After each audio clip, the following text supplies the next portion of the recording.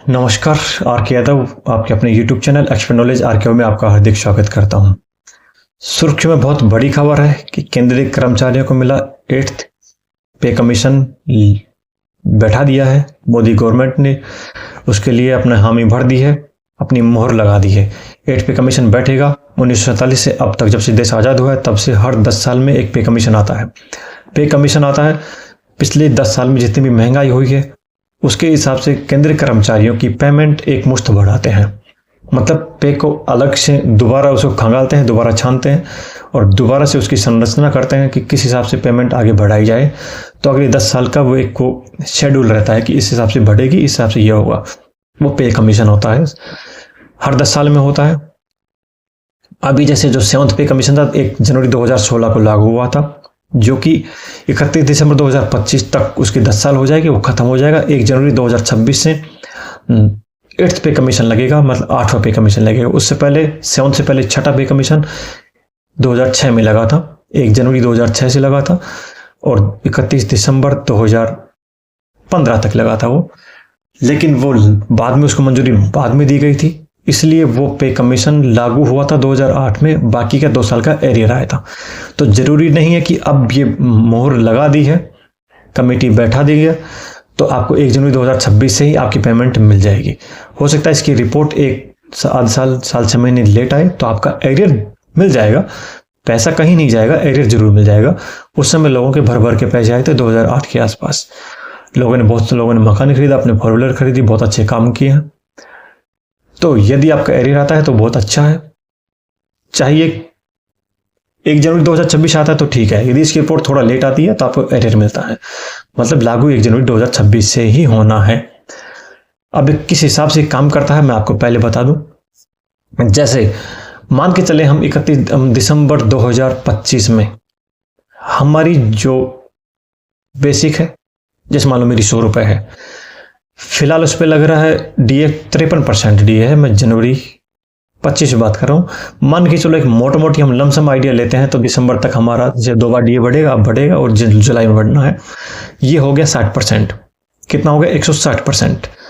उस 160% के ऊपर गवर्नमेंट जो 3 मेंबर की जो कमेटी बैठाती है वो डिसाइड करती है। मतलब वो अपना प्रारूप पूरे उसमें गेहूं, चावल, दाल, आटा, चना, नमक, मिर्च, लहसुन, मेथी सभी का जो 10 साल में जितना बढ़ा है उसमें गवर्नमेंट डिपार्टमेंट के कर्मचारी के ऊपर कितना खर्चा आता है, कितने मेंबर औसतन होते हैं, उसके हिसाब से वो लगा के। जैसे मान लो इन्होंने 2017 में गेहूं की रेट 26 रुपये लगाई थी, आज 26 से ज़्यादा है तो उसके हिसाब से बढ़ाएगी। मान लो आज ये 26 52 रुपये लगाती है तो आपका डबल बढ़ेगा। यदि ये मान लो 1.5 गुना लगाती है, मतलब 39 रुपये लगाती है तो उसके हिसाब से बढ़ेगा। 50% आपको दिया जाएगा। मैं भी बताऊंगा 50% क्या होता है। यदि इन्होंने डबल लगाया 52 रुपये लगाए तो आपका 26 का 100% लगाएगी। जो परसेंटेज क्या है मैं भी बताऊंगा। तो इन सब के जो महंगाई है उसके एवरेज के हिसाब से मिनिमम वेतन पे डिसाइड करती है। जैसे 160 रुपये हो गया, यदि उस पर मान लो जैसे एक 20% आप मान के चलो, मैं भी बता रहा हूँ कैसे मानते हैं। मान लो 20% लगाया, मतलब 26 रुपये का गेहूँ, सिर्फ गेहूँ की बात नहीं कंप्लीट बात होगी, उस पर 20% बढ़ा है, उसकी महंगाई 20% बढ़ी है 10 सालों में, तो उस पर उसका 20% लगाओ। 160 का 20% हुआ 32 रुपये, टोटल हो गया 192, मतलब 1.92 फिटमेंट फैक्टर बोलते हैं इसको। ये टोटल आपका हो गया 1.92। आपकी जो बेसिक होगी उस समय आपकी जो पेमेंट आएगी उसकी 1.92 हो जाएगी, मतलब मोटा मोटी डबल हो जाएगी। जैसे मान लो किसी का 40,000 बेसिक है, उस समय आपको उसका 80,000 रुपये हो जाएगा। उस पर डीए 0 रहेगा उस समय, मतलब डीए स्टार्ट होगा फिर। हाँ, HRA, आपका ट्रांसपोर्ट अलाउंस, आपका ट्रेवलिंग अलाउंस, आपका नेशनल हॉलीडे वगैरह जहाँ मिलता है जिस डिपार्टमेंट में, वो राशन मनी जिस डिपार्टमेंट में मिलती है वो मिलती रहेगी आपको। हाँ, अब जैसे मान के चलो 160 तो फिक्स हो गया ये। इसके बाद जैसे उन्होंने सेकंड पे कमीशन में 14% दिया था उसके अलावा, मतलब 100 आज की हम केस में देखें 160 का 14%। थर्ड पे कमीशन में 20% दिया था, फोर्थ में 27% दिया था, फिफ्थ में 31% दिया था, सिक्स में 54% दिया था। अभी तक का सबसे ज़्यादा 6 पे कमीशन में दिया है, 54% दिया था उसने, और 7th में 14% दिया था। अब 8th में जैसे एक लमसम आईडी हम 20% लेके चलते हैं तो 100 हमारी बेसिक, मतलब एक 1 यूनिट हमारी बेसिक होगी, 60% उसका DA हो गया, मतलब 1.60।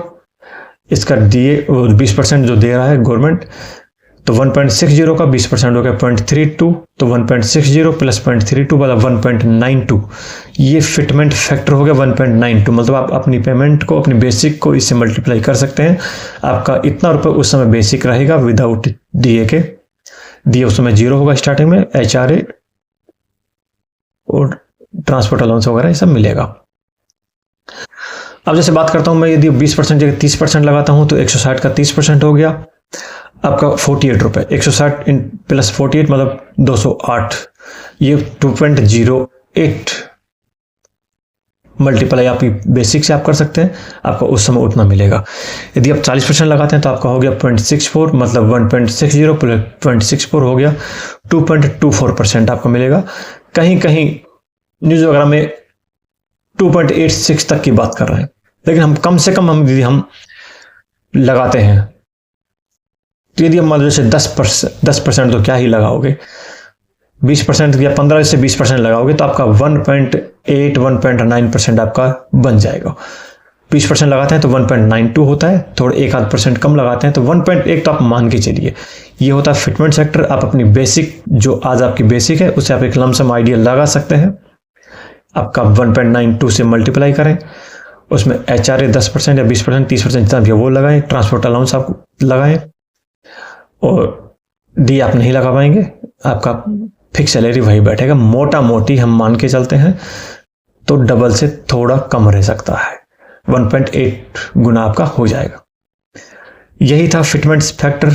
कहीं कोई इश्यू कमेंट बॉक्स में जरूर लिखिएगा। चैनल पर पहली बार आए हैं तो चैनल को सब्सक्राइब करिए, वीडियो को लाइक करिए, जरूरतमंद को शेयर करिए।